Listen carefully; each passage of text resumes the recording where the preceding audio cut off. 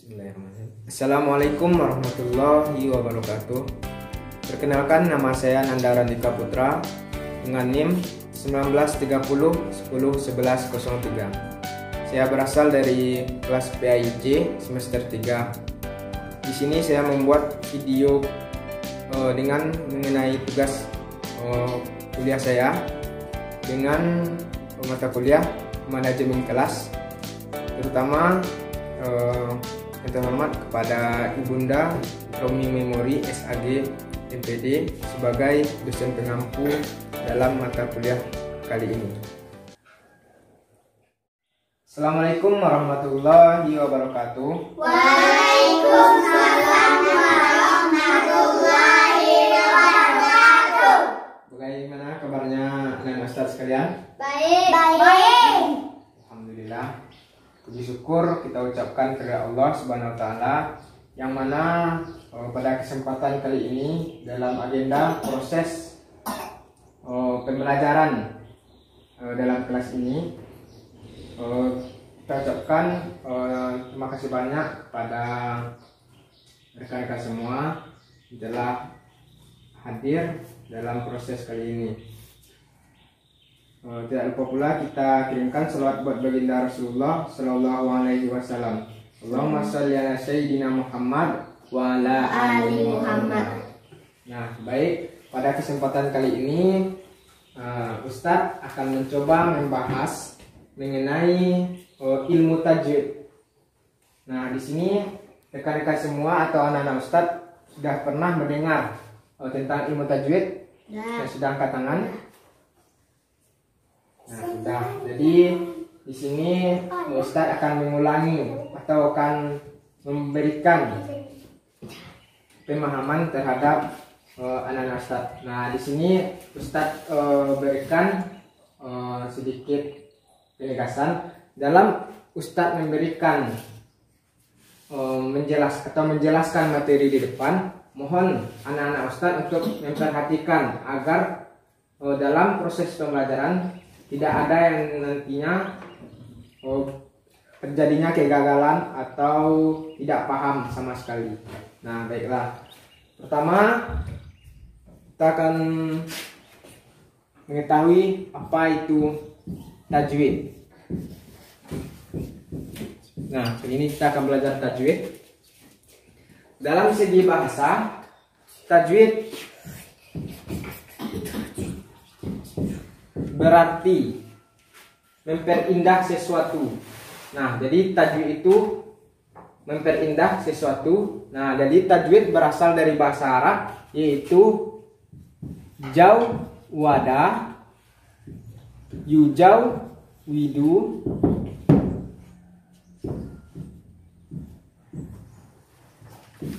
tajwid.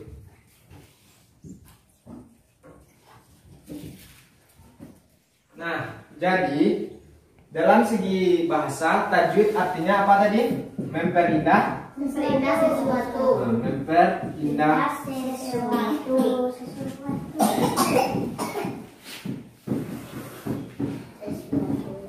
Nah, itu dalam segi bahasa. Jadi kalau dalam segi istilah, tajwid memiliki arti suatu ilmu yang mana kita belajar untuk memperindah, untuk memberikan atau mengeluarkan bunyi dari tempat aslinya dengan memberikan sifat-sifat yang ada pada dirinya. Nah, itu pengertian dari tajwid. Jadi, Ustadz, apa gunanya kita mempelajari tajwid? Tujuannya yaitu tujuan. Kita masuk tujuan. Pertama kita pengertian. Yang kedua ada tujuan. Tujuannya adalah agar anak-anak Ustadz bisa membaca Al-Quran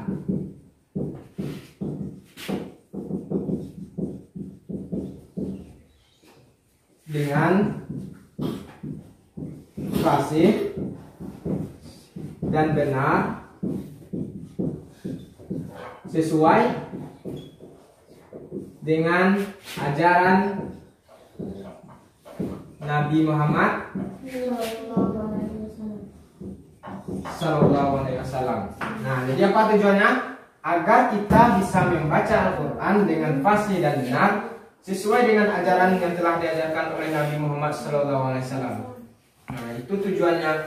Jadi dalam ilmu tajwid ada beberapa macam yang kita akan pelajari. Nah, macam-macam ilmu tajwid.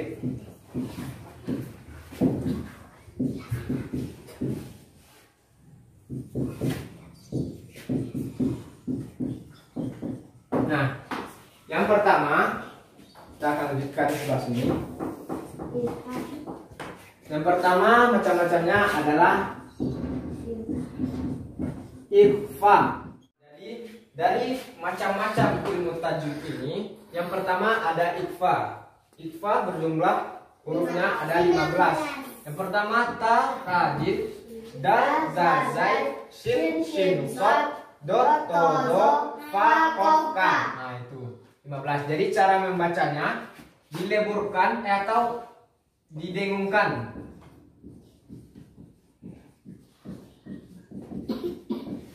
Nah, jadi bagaimana contohnya Ustaz? Jadi terdapat dalam Al-Quran, misalnya apabila nun mati atau tanwin bertemu dengan salah satu huruf ikhfa, maka hukum bacaannya itu didengungkan. Nah, itu contoh. Yang kedua ada izhar. Izhar artinya jelas. Jelas. Pertama ada alif, ha, ain, ha, ain, ain, ha, ghain, kha. Alif, ha, ain, ha, ghain, kha. Dan 6. Nah, jadi kalau misalnya apabila nun mati atau tanwin bertemu dengan salah satu huruf yang 6 ini, maka hukum bacaannya jelas. Contohnya min a, siap nun ada alif. Alif yang huruf yang pertama. Alif. Nah, itu yang kedua, macam-macam dari ilmu tajwid. Yang ketiga ada idgham bigunnah. Nah, kalau idgham bigunnah bagaimana ini Ustaz? Nah, jadi hurufnya ada 4. Yang pertama ada ya, ada waw, ada mim, ada nun. Nah, jadi idgham bigunnah hukumnya hampir sama dengan ikhfa, tapi ini dileburkan dan ditambah dengan didengungkan. Jadi apabila nun mati atau tanwin bertemu dengan huruf yang 4 ini, jadi hukum bacanya dileburkan dan ditambah dengan didengungkan. Paham, Ustaz? Nah, selanjutnya ada idgham bilagunah. Hurufnya ada 2, lam dan ro. Kalau ini kata kuncinya, yang tadi ada bigunnah yang artinya kita dengungkan. Kalau ini ada bila, la artinya tidak, jadi tidak didengungkan dan tidak pula dileburkan. Nah, itu perbedaannya. Jadi apabila ada nun mati atau tanwin bertemu dengan huruf yang 2 ini, la dan ro, jadi hukum bacanya cukup gak jelas atau tebal itu. Yang kelima ada iklab. Hurufnya ada 1 cuma. Ada ba. Nah, ba. Ini cukup banyak yang terdapat dalam contohnya dalam ayat-ayat Al-Quran. Oke, kita cari dalam juz 30, mungkin banyak sekali. Nah, di sini inilah yang kita pelajari untuk pertemuan kali ini. Ada yang pertama ada pengertiannya, yaitu ilmu yang mempelajari bagaimana cara kita untuk membaca Al-Quran dengan benar. Yang kedua ada tujuannya agar kita bisa membaca Al-Quran dengan benar dan fasih sesuai dengan ajaran Nabi Muhammad SAW. Yang ketiga macam-macam ilmu tajwid. Yang pertama macam-macamnya ada 5. Dalam sebenarnya ini ada 2 macam-macam. Pertama nun mati atau tanwin. Yang kedua, mim mati atau tanwin. Nah, yang kita pelajari pada siang hari ini, yang pertama ini nun mati atau tanwin. Jadi macam-macamnya ada di ma. Yang pertama ada fa, yang kedua Izhar. yang ketiga Idgham bi gunnah. nah, yang keempat Idgham bila gunnah. yang kelima Iqlab. bagus. Iqlab. Nah, mungkin dari sekian yang dapat Ustaz sampaikan, kalau ada yang kurang dipahami atau kurang paham gitu, disilahkan memberikan pertanyaan kepada Ustaz. Kalau tidak ada, Gunnah itu arti. gunnah ini artinya kita dengungkan. Jadi kita membacanya didengungkan, atau kalau kita belajar ilmu sini didengungkan, misalnya mi yaqulu mi. Tadi kan ya nun mati bertemu dengan salah satu huruf idgham bi gunnah. Gunnah itu artinya dengung, didengungkan. Jadi itu artinya. Nah, jadi pada kesempatan kali ini, nah itu yang dapat Ustaz sampaikan pada anak-anak Ustaz sekalian. Jadi sebelum Ustaz tutup, Ustaz akan memberikan kuis pada anak-anak Ustaz. Nah, baik, pada kuis kali ini Ustaz akan memberikan satu soal pada anak-anak Ustaz. Yang bisa menjawab itulah orang yang memperhatikan dengan baik dan memahami dengan benar. Nah, soalnya yaitu, coba anak-anak Ustaz sebutkan contoh dari izhar yang dapat angkat tangan. Izhar. Silahkan Laila. Alif, ha, ain, ha, wain, ho. Bagus. Nah, itulah contoh izhar.